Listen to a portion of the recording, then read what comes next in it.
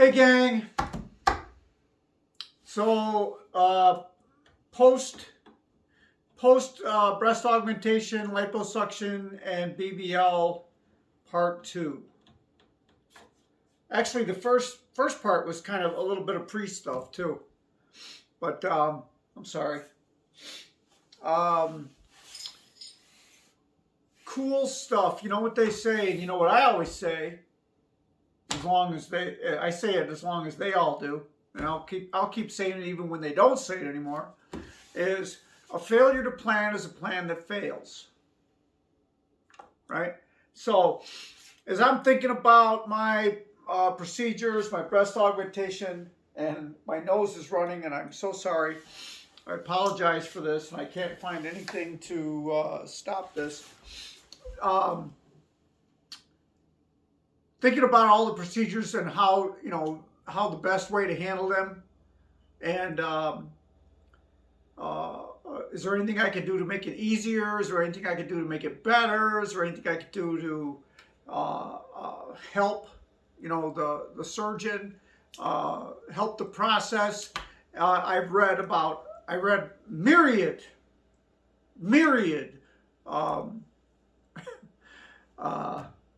contraptions and things to make your post BBL procedure go well, and make you get the most out of your BBL.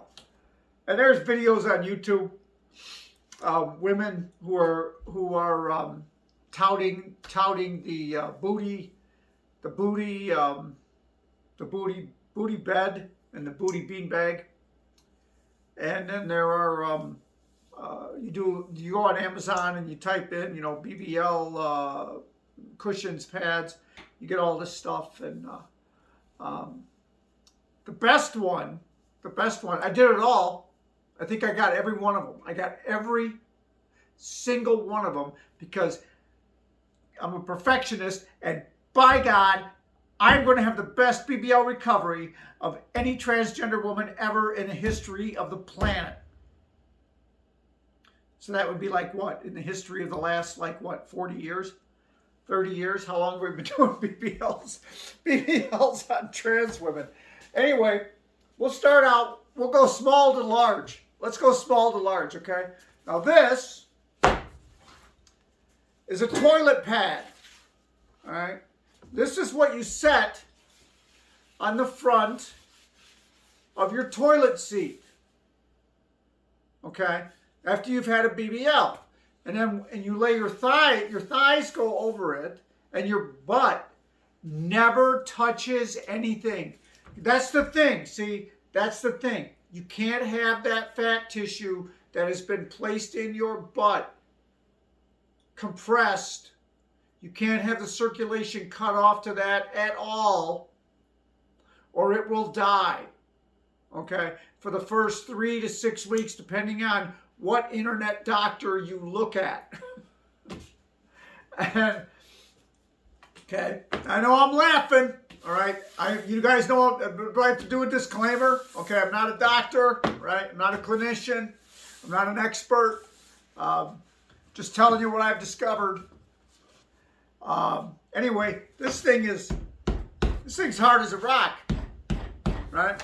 So you can put your thighs, you can put your hamstrings, your hammies on that, and do your thing on the bathroom if you want. But it didn't work for me. You know what I discovered? Is something I had never even thought of before. My procedure was when I sit on the toilet, my butt doesn't fucking touch anything. That's what the hole in the toilet seat is for. So my butt didn't touch anything, okay? So maybe you're a bigger girl. I mean, maybe your butt touches everything. Okay, then that by all means use that. What I found was when I was worried about it, I just leaned forward a little bit and put all the pressure on my leg. And, you could do that on your own. Okay, you don't need that thing to help you do it.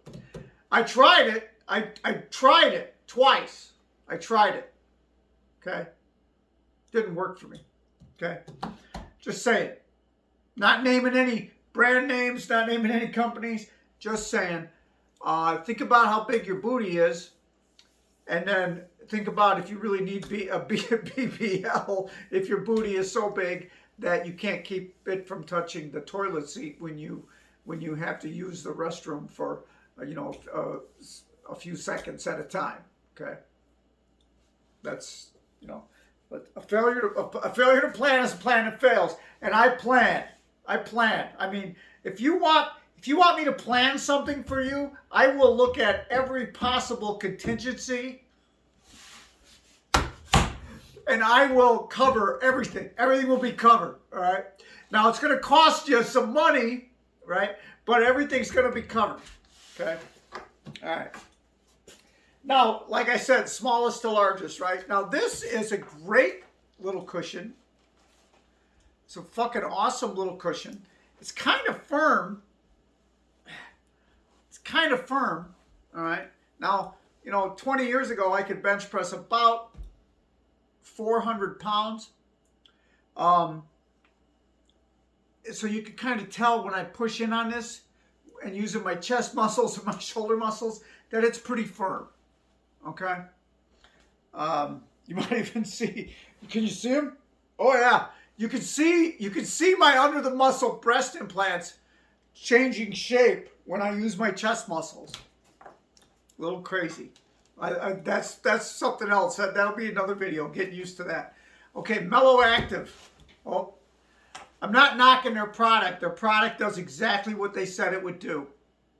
This product does exactly what they said it would do. Okay? You put it on a chair or a couch or whatever you want to sit on. You put your thighs on here. You let your butt hang over here.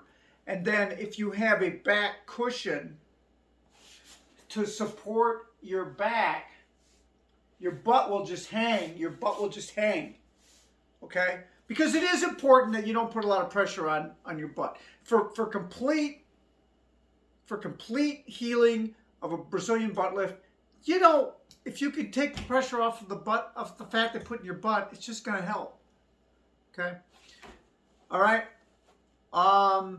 Didn't help me. Didn't work for me. Tried using it in my pickup truck to plow snow with. Created other issues. Caused me to use my stomach muscles more than necessary. Caused me to have complications. Caused me to have to go back to the doctor and have certain things taken care of, such as what they call a seroma, which is a pocket where your skin separates and a pocket of fluid builds up and has to be drained because the fluid won't dissipate. And I had to plow snow because we had a snowstorm less than about a week after I had my work done. So you know what? If you're someone who doesn't have to do anything at all, but sit on a chair and watch TV 24/7 while you're recovering from all your 3 procedures, then that might work for you. Didn't work for me. So if you're anybody like me, don't waste the money. Put a pillow or 2 pillows, like throw pillows that you might have on your couch. Put a couple of pillows under your thighs, and you'll notice that your butt don't touch the couch. Okay, that's what I started doing. Worked out really well. I'm over 5 weeks into this, and I haven't noticed that my butt has become misshapen or that anything is dying yet. But you will lose. Okay. Let me digress. When you have a BBL, no matter how big they make your butt afterwards, you can expect 35% of that fat to dissolve, dissipate, die, and be reassimilated into your body and extricated through sweat or whatever. Okay, so think of a BBL as only being 65% of what it looks like when it's done. That's common knowledge. Okay. All right. So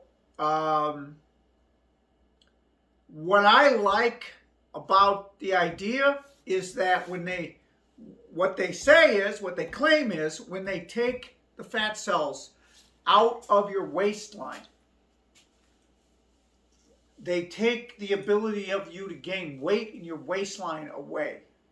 So if you're a transgender woman, if you're a cisgender woman, you don't gain weight in your waistline so much as you do in your butt and hips. Okay, that's just how cisgender women work, you know.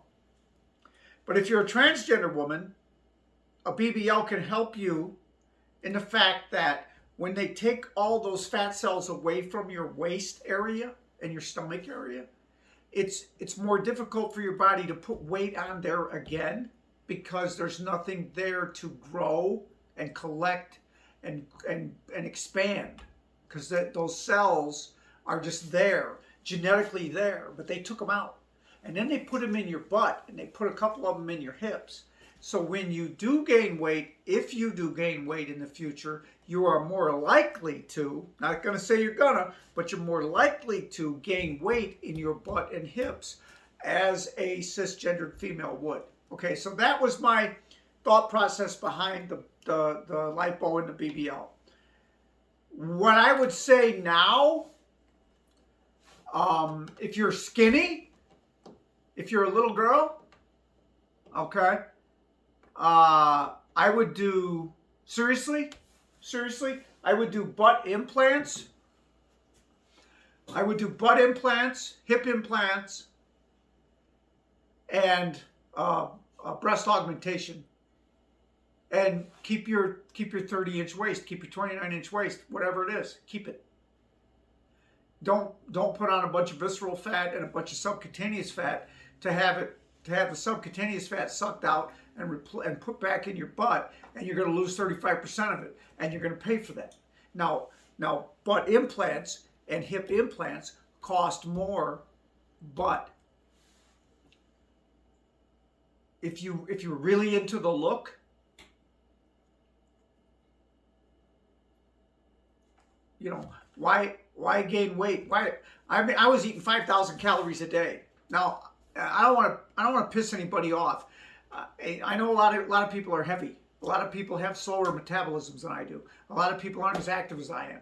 I get it. But I was eating 5,000 calories a day to put 15 pounds on in 6 months. Okay? I mean, I was eating probably 20 Chicago-style hot dogs a week as part of my diet. As well as other things, Italian sausages, you know, just anything that could, you know, just eat, you know, just eat. Whatever tastes good. I was just like, yay, woo, this is cool. I'm just going to eat whatever I want. It's awesome, you know.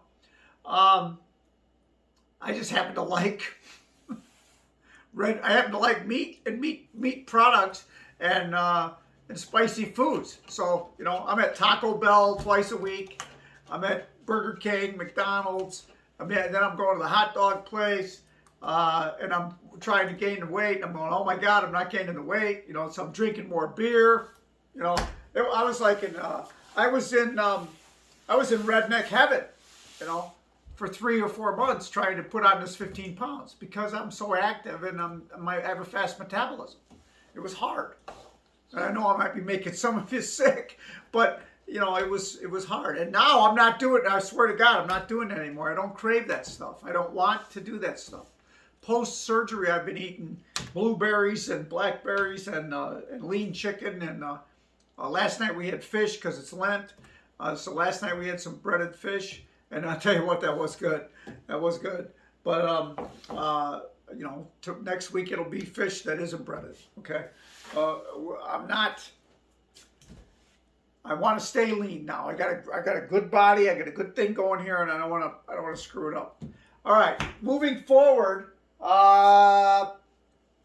Smallest to largest. Okay, a cool thing that helped me. Cool product that helped me was the Booty Beanbag, and there's a company called BootyBeanbag.com. Love them. The booty bean bag. I said smallest to largest, right? We're not done yet. This isn't the largest. Okay, so this is the booty bean bag. Now, when you get it, it's not full because they would have to pay like $300 for shipping, right? It comes empty, and they tell you that you should buy the beans, the styrofoam beans, separately.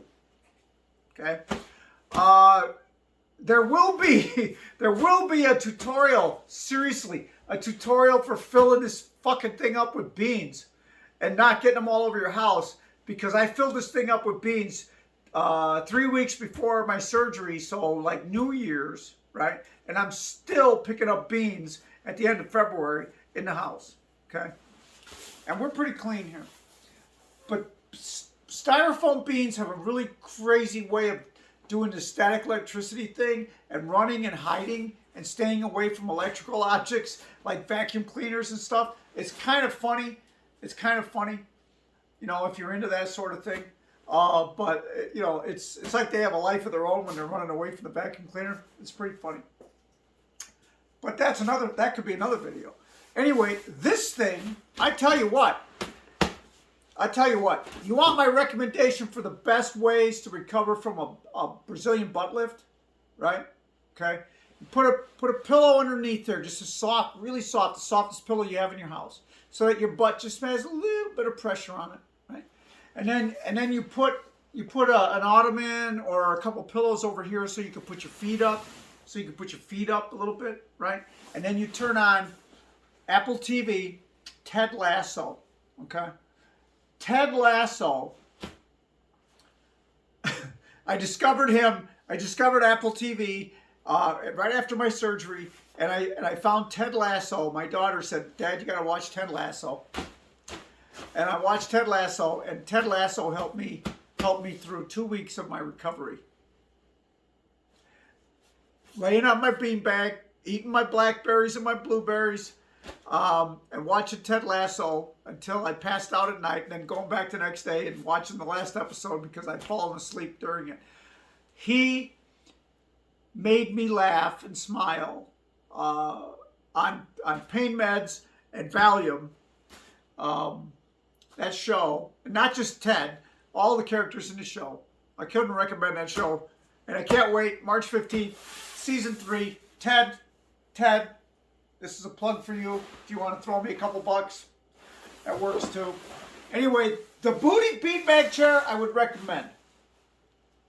I would definitely recommend. Solid. You know, any of my girlfriends ever want to have a BBL, they know where they can come and get one. All right. All right. Now, smallest to largest, right?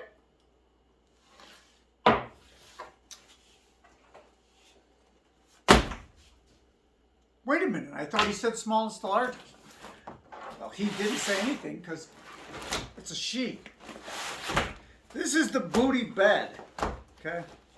And it's from the same company as the booty beanbag. And it is really fucking cool. And if you have something that you can blow it up with, because I had to deflate it, but you can imagine how big it gets when you fill it with air, right? Okay. All right. It's touching the floor, and I got it this high above my head, right? It's got a hole in the middle of it, and I like the color. It's got a hole in the middle of it. My wife and I joked that it would make a great pool toy. And here's the issue. Here's where I don't want to knock it. I don't want to knock it so much for anyone.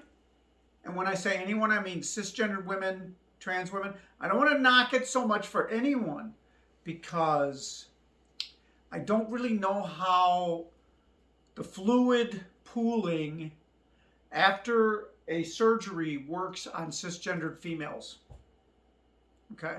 But I do know how when you go into surgery and they tell you to drink a gallon of water the day before the surgery so that they can, you know, they know you're well hydrated and they can find a vein really good, and then they pump you full of fluids in the surgery because that's important to helping you survive. And then afterwards, they tell you that you will experience some swelling in your midsection, and you will need to urinate at least every 90 minutes for a few days. Okay, and then you lay in one of these beds as a trans woman who still has a penis and a scrotum, and watch your scrotum swell up to the size of a 12-inch softball, because it is the lowest part of your body while you lay in your bed, trying to keep the pressure off of your fucking Brazilian butt lift. This isn't the thing, okay? Don't spend your money on it, okay? This isn't the thing. If you're a cisgendered woman, I don't know how your body works. You might want to Google that, check it out, see if you're going to pool all the fluids in your labia. I don't know. All I know is that I pissed blood and blood clots for 3 days after surgery, pissed blood for up to 5 days after surgery, and had a scrotum the size of a 12-inch softball after surgery, and where that bed came in handy was 2 weeks after surgery. Okay, but you know me, I tried to use it every day, and at some point through the pain meds and the Valium, I realized that I wasn't on my sharpest game. and I was allowing my groin to be the lowest part of my body, and so whenever I would wake up to urinate, I would it was not pretty. And I swear, I will say it now because I survived, but I told a very close friend of mine, after 6 years on hormonal replacement therapy, I never expected my private parts to be as big as they were. And they were like, I was like, wow, so it's all back again, except it hurts, it just hurts. Holy crap. It went away, okay. I got all the fluid out. About 6-7 days into it, everything was fine. If my wife hadn't been a nurse and hadn't said to me, you know what, that's normal, it's okay. You look fine, nothing looks weird, nothing looks crazy. And I'll tell you, if it's not your wife, if I'm the luckiest person in the world, and my next video is gonna be on support. Okay, and all the support that I had. Okay, all the support that I had. Don't think I haven't. I've been neglecting it to have some fun here, but don't think that I don't appreciate all the support that I've had. And I will give that a good video. So I don't know. What do you think? That's all me. No more breast forms. No nothing. That's as good as it's gonna get. But see, about the same size as the breast forms and about the same size as they've always looked, right?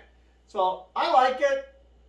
It looks good. It looks normal. It doesn't look crazy. I didn't want to be voluptuous, right? And 5 weeks out, a little over 5 weeks out, I'm feeling really good.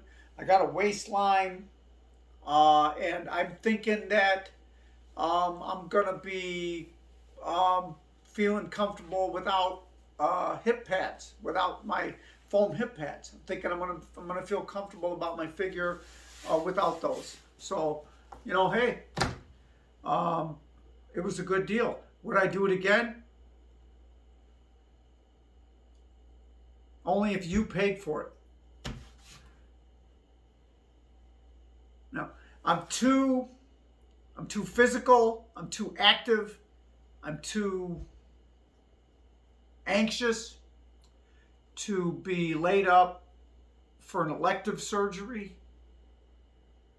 that I chose to do myself, to think about it later, to go, what the hell are you doing? You're not making any money. You're not bringing in any money into the family.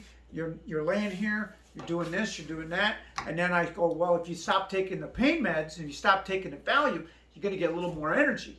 And then you're going to be able to go out there and you're going to be able to do that stuff.